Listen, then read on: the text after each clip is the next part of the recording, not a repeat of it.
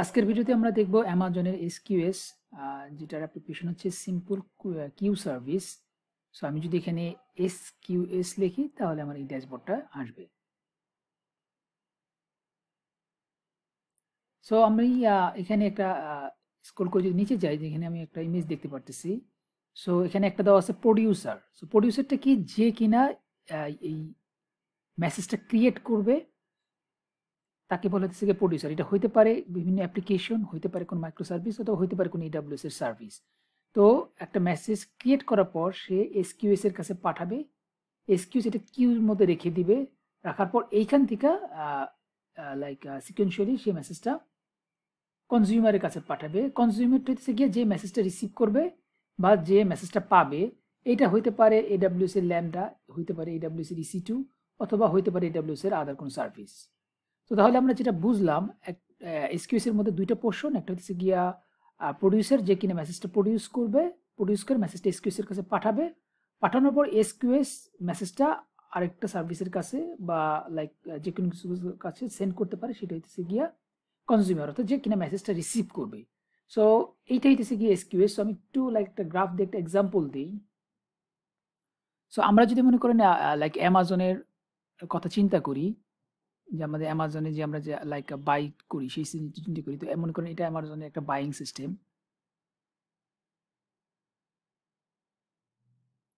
So আমরা যখন একটা কিছু পারচেজ করি অ্যামাজন থেকে, তখন কি হয়, মনে করেন আমরা একটা অর্ডার প্লেস করলাম, করার পর কি আমাদের ক্রেডিট কার্ড ইনফরমেশন দেওয়ার পর সে মনে করেন প্রসেসটা কমপ্লিট করে সে ডাটাবেজে মনে করেন সেভ করে রাখে। সো এরকম করে মাল্টিপুল ট্রানজ্যাকশন হতে পারে। সো এই সিস্টেমটাকে বলে বেসিক্যালি সিনক্রোনাইজ সিস্টেম, যেটা মাঝখানে কিছু থাকবে না। ঠিক আছে, এটাকে বলে সিনক্রোনাইজ সিস্টেম। সো এটাকে প্রবলেমটা কি হবে, মনে করেন আমাদের যখন অ্যামাজনে ব্ল্যাক ফ্রাইডেতে হয়, তখন হিউজ ট্রানজ্যাকশন হয়, অনেক ট্রানজ্যাকশন। তো হইতে পারে যে একটা ইউজার একটা অর্ডার প্লেস করলো, সেটা প্রপারলি ডাটাবেজে সেভ হইলো না। দ্যাট মিনস আমাদের একটা সিস্টেমটা প্রপারলি কাজ করলো না। তো এই জিনিসটা ওভারকাম করার জন্য যে জিনিসটা আসছে, সেটা হচ্ছে গিয়া এসকিউএস। সো এসকিউএসটা কি করবে, এমন কোনো একটা ইউজার যখন পারচেস করলো, সে পারচেস করার পর রিকোয়েস্ট কিউতে এসে জমা হবে। তো মাল্টিপল ইউজার রিকোয়েস্ট পারচেস করতে থাকবে, সব রিকোয়েস্টগুলো এরকম কিউতে এসে জমা হতে থাকবে।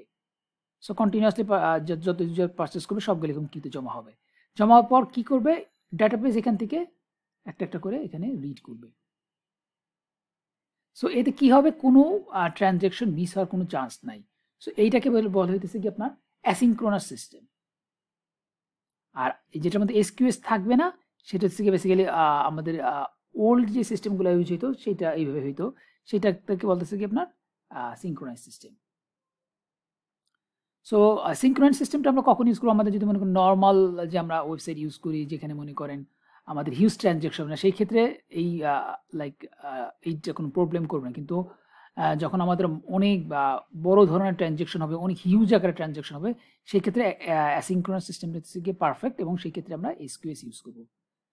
সো এসকিউএস এর আরও মনে করেন অনেক ফিচার আছে। এডাব্লিউএস ইউজ করতে গেলে অনেক ধরনের মাধ্যমে আমরা এসকিউএস ইউজ করতে পারি, যেটা আমাদের অনেক মানে সিস্টেমটাকে অনেক ইজি করে দিয়েছে আর কি। তো এরকম হইতে পারে যে মনে করেন কি বলে আমরা যখন একটা EC2 মনে করেন এখানে আছে, মনে করেন দুইটা EC2 রান করতেছে। তো ইউজারদের যখন মনে করেন রিকোয়েস্ট অনেক বাইরে যাবে, আমরা এরকম করে করতে পারি যে মনে করেন আমাদের যখন 1000 এসকিউএস রিকোয়েস্ট আসবে, দ্যাট মিনস অনেক রিকোয়েস্ট আসতেছে, তখন এসকিউএস কি করবে, ক্লাউড ওয়াইজকে একটা বলবে, ক্লাউড ওয়াইজ একটা অ্যালার্ম ক্রিয়েট করবে। অ্যালার্ম ক্রিয়েট করার পর সে অটো স্কেলিংকে বলবে যে তুমি একটা EC2 লাউন্স করো। তাহলে আরেকটা EC2 লাউন্স হবে এবং সিস্টেমটি স্মুথলি চলতে থাকবে। দ্যাট মিনস এসকিউএস এর রিকোয়েস্টের উপর আমরা ইচ্ছা করলে এই EC2 আমরা বাড়াইতে পারি, কমাইতে পারি। এইটা একটা ফিচার আছে, এবং আরও এরকম ফিচার আছে, যেরকম ডিলিট করে নিই। আমরা যে জিনিসটা আর কি একটু আগে যেরকম দেখলাম, যে মনে করেন আমাদের কোনো যখন ট্রানজ্যাকশন হয়, সো মনে করেন ইউজাররা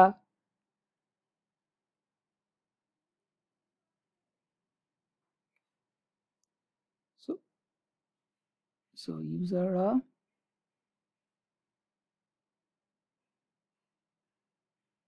আর লাইক ডাটাবেজে বা ফ্রন্ট এন্ডে যে কাজগুলি করতেছে, মনে করেন ইউজ করতেছে, ব্রাউজ করতেছে, কোনো পারচেস করতেছে বা শুধু দেখতেছে, তো সেই ক্ষেত্রে এখানে একটা অটো স্কেলিং থাকবে। তো ইউজারদের ইউজেসের উপরে এখানে একটা অটো স্কেলিং কাজ করবে। এখন সব ইউজাররা যে দেখবে তারা সবাই তো আর বাই করবে না। তো যে ইউজাররা মনে করেন বাই করবে তারা তখন বেসিক্যালি ব্যাক এন্ড যদি ইউজ করতে চায় সেই ক্ষেত্রে মনে করেন লাইক বাই করলো, এখান থেকে বাই করার পর যে ইউজারটা বাই করলো ওইটা এসকিউএস এসে জমা হবে। এসকিউএস এরপরে কি করবে, এখানে মনে করেন আরেকটা অটো স্কেলিং থাকবে। এখন এই বাইং এর কোয়ান্টিটির উপরে বা বাইং এর প্রেশারের উপরে সে এখানে অটো স্কেলিং বাড়াবে বা কমাবে। দেন এখান থেকে মনে করেন লাইক ডাটাবেজে জমা হলো। সো তাহলে সিস্টেমটা অনেক স্মুথ হলো। এখন এরকম যদি এই এসকিউএসটা না থাকতো তাহলে কি হইতো, যে মনে করেন ইউজাররা কন্টিনিউয়াসলি বাই করতেছে, আমার সার্ভারের মানে অটো স্কেলিং বাড়তেছে, কিন্তু তারা কইলাম ব্যাক এন্ডে খুব একটা বেশি ইউজ করতেছে না, সেক্ষেত্রে দেখা যায় সিস্টেমটা স্মুথ হবে না। তো যদি আমরা এসকিউএস ইউজ করি মাঝখানে একটা, তাহলে কি হবে, ইউজাররা মনে করেন যখন ব্রাউজ করবে তখন এইটা রিকোয়ারমেন্ট অনুসারে এখানে EC2 বাড়বে বা কমবে। যখন ইউজাররা কোনো পারচেস করবে, ব্যাক এন্ডের ধরনের কোনো ট্রানজ্যাকশন হবে, সেই ক্ষেত্রে সেইটার উপর ডিপেন্ড কইরা আমাদের এইখানে আরেকটা অটো স্কেলিং হবে। তাইলে এখানে হইতে পারে মনে করেন EC2 2টা থাকলো বা বাইং বেশি রিকোয়েস্ট আসতেছে না, এখানে মনে করেন দেখা গেল ইউজেস বেশি হইতেছে 5টা থাকলো, তো তাহলে সার্ভিস স্মুথ হবে এবং আমাদের কস্টিংটাও কমবে। এখন আমরা যদি মনে করেন এসকিউএস না ইউজ করতাম এখানে, তাহলে দেখা যেত যে এই 5টাই EC2 ইউজ করতেছে এবং এতে 5টা প্লাস ওখানে মনে করেন আরো 2টা, দেখা গেল 7টা বা আরো বেশি ইউজ করতেছে, তো ব্যাপার সিস্টেমটা বেসিক্যালি স্মুথ হইতো না। তো এই জিনিসটা ওভারকাম করার জন্য বেসিক্যালি এসকিউএস ইউজ করা হয়েছে। সো আমি একটা প্র্যাকটিক্যাল দেখাই, তাহলে মনে করেন আমাদের জিনিসটা একটু ক্লিয়ার হবে যে আমরা এসকিউএস কীভাবে ইউজ করবো। সো আমরা এসকিউএস এর এটা ড্যাশবোর্ড, তো এখানে আসার পর আমরা ক্রিয়েট এসকিউএস দিব, ক্রিয়েট কিউ আর কি, দেওয়ার পর এখানে 2টা অপশন আসবে, একটা হচ্ছে গিয়ে স্ট্যান্ডার্ড, একটা হচ্ছে ফিপো। তো স্ট্যান্ডার্ড হচ্ছে গিয়া লাইক অ্যাটলিস্ট ওয়ান ডেলিভারি, যে মনে করেন আমরা যে এসকিউএস এর মেসেজটা পাঠাবো, সে মনে করেন যতক্ষণ না লাইক আমাদের রিসিভার মেসেজটা রিসিভ করবে ততক্ষণ হইতে পারে সে মাল্টিপল টাইম পাঠাইতে পারে। সো সে অ্যাটলিস্ট অবশ্যই পাঠাবে এবং এটা বেসিক্যালি বেস্ট ডেলিভারি এফোর্ট অর্ডারিংটা মেনটেন করে।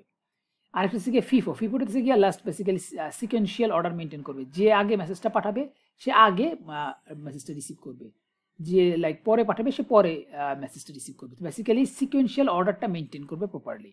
সো যদি আমরা ফিফো ইউজ করি তাহলে অবশ্যই আমাদের এই নেমের শেষে আমাদের মনে করেন আমরা যদি একটা নাম দেই, তাহলে আমাদের এখানে অবশ্যই FIFO এটা মেনশন করতে হবে যদি আমরা ফিফো ইউজ করি।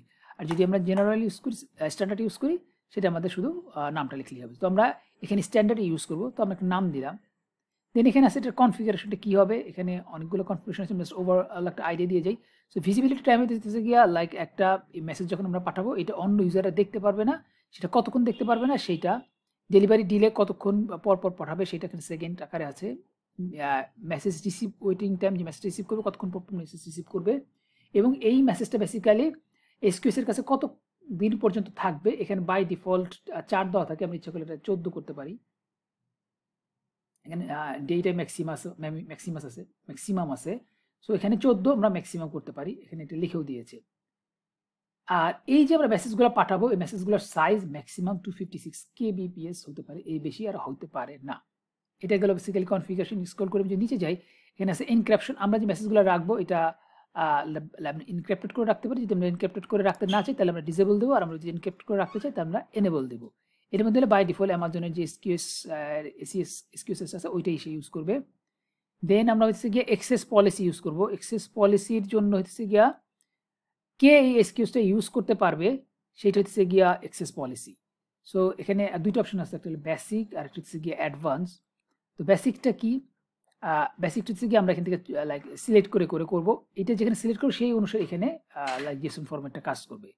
সো যদি বেসিক হয়, এটার মধ্যে কি আছে, only the queue owner, only যে এক্সকিউএসটা ক্রিয়েট করবে সেই এটা ইউজ করতে পারবে। আর আমরা যদি এটা দিই only the specific AWS account IAM user দিয়েও আমরা করতে পারবো। তো এই ক্ষেত্রে আমরা অন্য অ্যাকাউন্ট যদি সেখানে অ্যাকাউন্টটা মেনশন করে দিতে পারবো, অথবা কোনো ARN থাকলে ARNটা দিতে পারবো। এটা হচ্ছে যে মেসেজটা সেন্ড করবে সেটার ক্ষেত্রে, আর যে মেসেজটা রিসিভ করবে সেই সেম ওয়েতে এখানেও আছে যে অনলি দ্য কিউ ওনার, যে মেসেজটা ক্রিয়েট করবে শুধু সেই মেসেজটা রিসিভ করতে পারবে, অন্য কেউ না। অথবা আমরা এখানে কোনো স্পেসিফিক আমরা ইউজার অ্যাকাউন্ট অথবা ওই রিসোর্সের ARNটা আমরা দিতে পারবো। তো তো এইটার উপর বেস করে আমাদের এই জেসন ফরম্যাটটা করবে। আমরা যখন অ্যাডভান্স লেভেলে যাব তখন আমরা ইচ্ছা করলে এসকিউএস এর জেসনের মাধ্যমে লিখে লিখে আমরা কাজ করতে পারবো। সো এটা গেল basic. Then redrive allow policy, এটা হচ্ছে গিয়া identify which source queue can use the queue as the dead letter queue. So dead letter কিউটা হইতেছে গিয়া এখানে নিচে আছে ডেড লেটার কিউ কি। ডেড লেটার কিউটা হইতেছে গিয়া আমাদের মনে করেন একটা মেসেজ আমরা সেন্ড করলাম, ওই মেসেজটা যদি রিসিভারটা না রিসিভ করে তাহলে ওই মেসেজটা একটা জায়গায় যা জমা হবে সেটাকে বলা হচ্ছে ডেড লেটার কিউ। এটা বাই ডিফল্ট ডিসেবল থাকে, আমি সেটা এনেবল করতে পারি। সো বাকি থাকলো ট্যাগ, ট্যাগ আমরা জানি অলরেডি নাম দেওয়ার জন্য। তো আমরা বেসিক্যালি এখানে কিছুই করলাম না, আমরা এখানে একটা স্ট্যান্ডার্ড দিলাম, নাম দিলাম, আর বাকি যে জিনিসগুলো ছিল বাই ডিফল্ট থাকলো। তো আমি ক্রিয়েট কিউ দিলাম। সো আমাদের এসকিউএসটা ক্রিয়েট হয়ে গেছে। সো আমরা এখানে এসকিউএসের নামটা দেখতে পারবো, ইনক্রিপশন কিউটা ইউজ করছে সেটা দেখতে পারবো, কি টাইপে, ইউআরএলটা কি, এআরএনটা কি, ডেড লেটার কিউ এখানে কনফিগার করা হয়নি, তবে ব্ল্যাঙ্ক আছে। সো এখান থেকে এই এসকিউএসের আরো কনফিগারেশন আছে, এই জিনিসগুলো আমরা ইচ্ছা করলে আমাদের পরে চেঞ্জ করতে পারবো বা কনফিগার করতে পারবো। মনিটরিং আমরা দেখতে পারবো যে কি পরিমাণে এসকিউএস আছে, কি আছে, কয়টা মেসেজ আছে, এই জিনিসগুলো দেখতে পারবো। সো বিভিন্ন ট্যাগের মধ্যে বিভিন্ন জিনিসগুলো দেখতে পারবো। তো এখান থেকে একটা অপশন আছে যে এডিট, এটা এডিট করলে আমরা এসকিউএস এর যে এক্সিস্টিং কনফিগারেশন আছে এখান থেকে আমরা আমাদের মতো করে ইচ্ছা করে চেঞ্জ করতে পারবো। ব্যাকে যাই, আর পুশ দিলে হচ্ছে কি আমাদের এসএমএস গুলো যে জমা হবে, কিউতে মধ্যে মেসেজগুলি জমা হবে, সেই মেসেজগুলো আমরা একসাথে সবগুলো ডিলিট করতে হবে। পুশ দিলে পুশটা লিখে পুশে ক্লিক করলে আমাদের এলাকায় একসাথে যত এসকিউএস এর মেসেজ জমা আছে সবগুলা ডিলিট হয়ে যাবে। সো আমরা এখানে যেটা মেসেজ সেন্ড করার জন্য আমরা যেটা যাবো সেটা হচ্ছে সেন্ড এন্ড রিসিভ মেসেজ, এখানে যাব।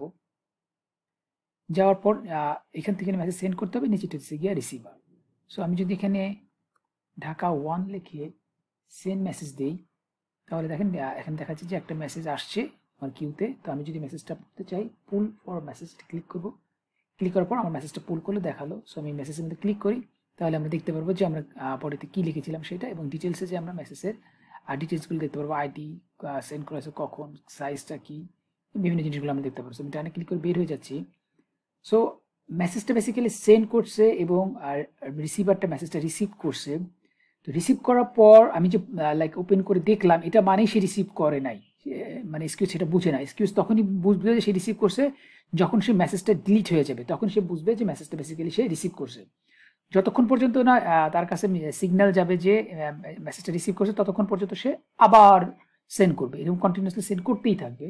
তো আমি যদি এখানে পুল ফর মেসেজ আবার দিই, দেখেন এখানে আমার 1 আছে, পুল ফর মেসেজ আবার দিই, তাহলে দেখেন আবার সে মেসেজটা সেন্ড করছে। তো এইরকম করে বেসিক্যালি সে কন্টিনিউয়াসলি সেন্ড করতেই থাকবে যতক্ষণ পর্যন্ত না তার কাছে রেসপন্স আসে যে হ্যাঁ এই মেসেজটা রিসিভ করছে। তো যখনই সিগন্যালটা আসবে তখনই সে আর মেসেজটা সেন্ড করবে না। এবং এটা বোঝানোর জন্য রিসিভ যে করছে সেটা আমাদের যেটা করতে হবে, সেটা মেসেজটা সিলেক্ট করতে হবে, সিলেক্ট করে আমাদের মেসেজটাকে ডিলিট করতে হবে। তো যখনই আমরা মেসেজটা ডিলিট করব তখনই বেসিক্যালি এসকিউএস বুঝবে যে হ্যাঁ রিসিভারটা মেসেজটা রিসিভ করছে, আমার আর সেন্ড করার দরকার নেই, তখন আর সেন্ড করবে না। সো আমি এখন যদি আবার পুল দিই তাহলে সে আর মেসেজটা আসবে না, বিকজ সে অলরেডি এসকিউএস মেসেজটা লাইক সিগন্যাল পাঠাইছে যে আমি মেসেজটা পাইছি, তো আমি ওর কাছে আর পাঠাবে না। আর পুল করলে মেসেজটা বেসিক্যালি আসবে না। সো আমি স্টপ পুল নেই। তো এইটাই ছিল বেসিক্যালি এসকিউএস। তো এসকিউএস বলতে আমরা যেটা বুঝলাম, এসকিউএসের দুইটা পোর্শন থাকে, একটা হচ্ছে গিয়া যে মেসেজটা সেন্ড করবে সেন্ডার, আর যে কি মেসেজটা রিসিভ করবে সে হইতেছে গিয়া রিসিভার বা কনজিউমার।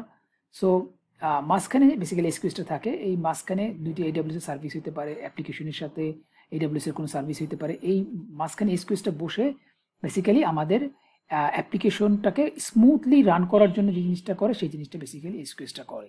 সো আমরা অলরেডি একটা এক্সাম্পল দেখেছি যে লাইক এডব্লিউএস এর অ্যামাজনের যে ব্ল্যাক ফ্রাইডে যখন আমাদের অনেক সেল হয়, তখন মাঝখানে এসকিউএস এর লাইক ইউজার যদি একটা বাই করে সেই রিকোয়েস্ট এসকিউএস এ জমা হয়, পরে এসকিউএস থেকে ডাটাবেজে একটা করে ডাটাবেজ রাইট হয়। তো এটা হইতেছে কি কোনো ট্রানজ্যাকশন মিস হওয়ার কোনো চান্স থাকে না, আমাদের সিস্টেমটা পুরো স্মুথলি কাজ করে। সো এটাই ছিল বেসিক্যালি এসকিউএস। এসকিউএস এর আরও কিছু পোর্শন আছে, যেরকম ভিজিবিলিটি, টাইম আউট বা ডেড লেটার কিউ। এটা আমি নেক্সট ভিডিওতে আলোচনা করব। তো আজকে ভিডিওটা ভালো লাগলে আপনারা চ্যানেলটা অবশ্যই সাবস্ক্রাইব করবেন এবং ভিডিওটাকে লাইক করবেন। নেক্সট ভিডিওতে তাহলে আমরা এডব্লিউএস এর অন্য কোনো টপিকস নিয়ে কথা বলবো। সেই পর্যন্ত আপনারা ভালো থাকেন। আল্লাহ হাফেজ।